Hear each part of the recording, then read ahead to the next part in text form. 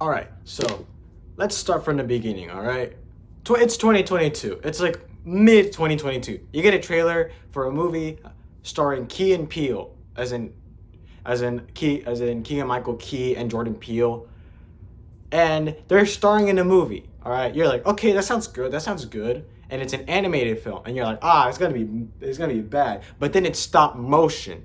It's gonna be a horror film, PG-13. And best of all, Netflix didn't cancel it even though it's an animated project. You're like, oh shoot, I might go down and see it. The teaser drops, looks insane. You're waiting to see it. And then you're like, oh shoot, it's coming like near Halloween. You're like, all right. And you're like, all right, all right. This is gonna be exciting. It's gonna be exciting. The day it arrives on Netflix, you watch it, and after watching the movie, you can't feel anything else but dissatisfied. Now, yes, everything that I just expressed there was my reaction to it. And I'm not alone either. There are some people saying that this movie was wasted potential. And in my opinion, it was kind of too. I was really excited whenever I saw like the first scene where the parents get killed. And I was really excited to see where it was going, but the movie just got more boring and boring and boring the more I watched it. Like, I get films can be boring, but like this is like a very slow track. Let me start with the thing that I don't like the most. Well, like one thing that I do not like is how Wendell and Wild are like, "Hey, yo, girl, we're gonna make a deal. You do this, we're gonna arrest your parents." And they're like, "Oh, we find this cream, and we find this cream," and now they go to the villains, and then they're like, "Hey, we can give you your own theme park if you work with us." They're like, "Shoot, all right." And the movie could have been wrapped up literally 45 minutes before the runtime if they could just apply the cream. But if they didn't, because if they did, then the deal with like the rich villains, is gonna cut off and they won't get their own amusement park. Then their big brother, comes out and then tries to fight them. And the fight, in my opinion, is very boring. It's like very slow. And I'm sorry for saying this because I know stop motion, is very tedious. Like I remember when I was in seventh grade, I was doing a little stop motion film. It took me like 20 minutes of moving just a little blob of clay for like 2 seconds of animation. Like it's insane. I get it, and it's like a 2-hour movie, and what they had to animate was insane. And that's what I love about stop motion. It's the patience and seeing those little things, like little crooks and crannies move, and the patience these people have for even making this at all.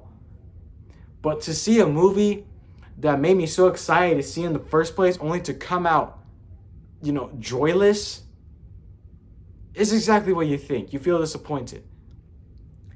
Another thing that I don't like about the movie is that I did not like the girls that are like, "Hey, yo, KK, be our friend," and have this little goat that is there for no reason. And let me see, what else do I don't like about the movie? Because literally, one of my sisters just turn on like Wendell Wild, like, I remember this and feeling dissatisfied, even though it was that one Netflix animated movie that time forgot. Another thing that I don't like about the movie is that they have an LGBTQ character, and I have nothing bad with it, but there is nothing to value about this character, in my opinion. Yes, he is very artistic, but like, it doesn't add any value to the film. Nor I didn't understand why they had to make him LGBTQ if it doesn't, put him any moral. It doesn't give him or her, I don't know, like any value. Like they're like, oh, let's make this character LGBTQ. And what is value? Why is it important for the character to be LGBTQ? I don't know. Just make he him LGBTQ. I have no, I don't hate the LGBTQ. All right, but just by that one line, I know everybody's gonna say I do. But what I'm just tired of seeing like people in the LGBTQ community be in a film, and all you do in a film is just be the gay, lesbian, transgender, etc., character. They don't put any value of the film. They don't do anything in the plot, nor their character serves any purpose of being LGBTQ. And this movie like does it, and I hate it. All right, anything else that I don't like about this movie? No, I think that just ends it right there. I like the animation in the film. I love like Henry Selick is just a master. I remember like gasping at the scene where like the giant little trinket shadow like keeps on getting, like tore down. And I also love like James Hong. Who doesn't love James Hong? So yeah, Wendell and Wild, the Netflix animation movie that time forgot. I'm gonna give this one, even though it came out October, October, November, December, January, February, March, April, like 7 months ago. I'm still gonna give it like a 4 out of 10 at best. I'm sorry, man. So yeah, the movie. So the movie, I don't think it's great, but I don't think it's bad either. It's just dissatisfying. See you next time. I don't know. This video just came off my head. Yeah.